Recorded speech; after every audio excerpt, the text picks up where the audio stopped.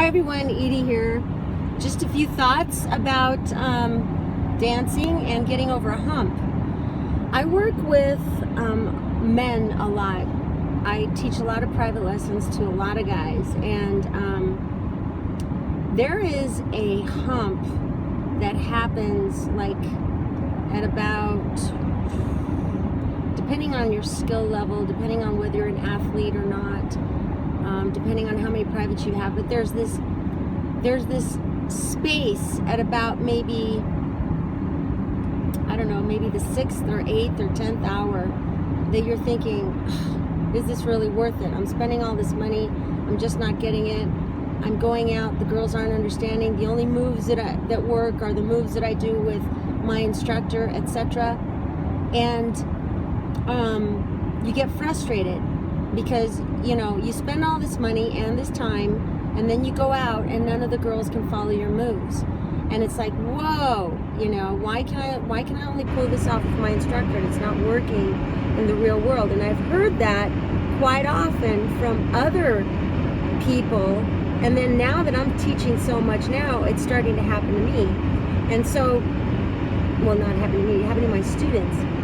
So no matter, you know, how hard I try to be a core follow and try to be a beginner myself, it's very difficult for me to get into that beginner mode at times, often, or to be really heavy or have complete spaghetti arms with no frame, and, you know, and so you're going to, as a lead, experience that, and it's going to feel like, wow, this really sucks, I can't handle it, I just don't understand why they're not getting this. Not every girl out there is a professional dancer that can pull off anything and cover your ass on the dance floor. You know, I had a lot of even pros tell me, whisper in my ear, thank you, Edie, thank you, because they pulled something that just would never work, and all of a sudden I just made it happen. You know, I'm used to that, and sometimes I inadvertently do that with my private lesson students, just because it's so natural for me to make things work. And I'm just as guilty as ever as anyone in my position doing that. So I have to be really, really disciplined with myself to play the part of the unknowing female who doesn't know how to dance that well. So I dance with my eyes closed sometimes, where he has to really, really lead me. Sometimes I'll purposely be heavy and slow and lethargic, like a lot of women are to these guys, and that helps. But guys, if your instructor does not do that with you and you come back and you say, okay, this shit's not working out in the real world, it only works with you, you know, I want you to be a beginner, and tell your instructor, please be a beginner for me so that I can feel what it's like. And guys, you know, your lead is going to really, really be sharpened and be honed and refined when you do dance with beginners, okay? If you're dancing with pros all the time, you're not going to have that great of a lead. You have to go out dancing a lot. You have to figure that shit out with the worst possible dancers on the planet to really make your lead incredible. Remember, the only way gold shines is if you buff it a lot. And man, you got to get out there, fall flat on your ass. You have to have the people say no to you. You have to be walked out in the middle of the dance. I mean, you have to be run through the shit ringer, run through the knot hole backwards, rode hard, put away wet, all the crap out on that dance floor. Just make yourself do it. You know, you have to go through a lot of crap to finally get that lead refined and understand what's going on. You know, I was talking to a guy today, and he told me, he said the first 3-4 months were absolute hell.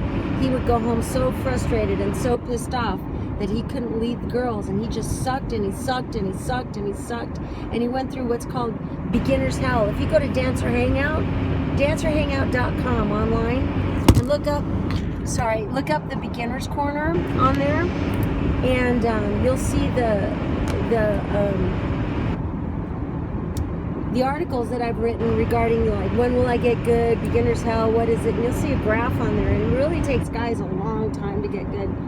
But guys, just remember, this is a hump that you're going through. The more often you go out dancing, the more privates you take, the more group classes you take, the more videos you watch, the more YouTubes you watch, the more DVDs you get, and you study. Because on YouTube's not really going to teach you a whole lot, okay?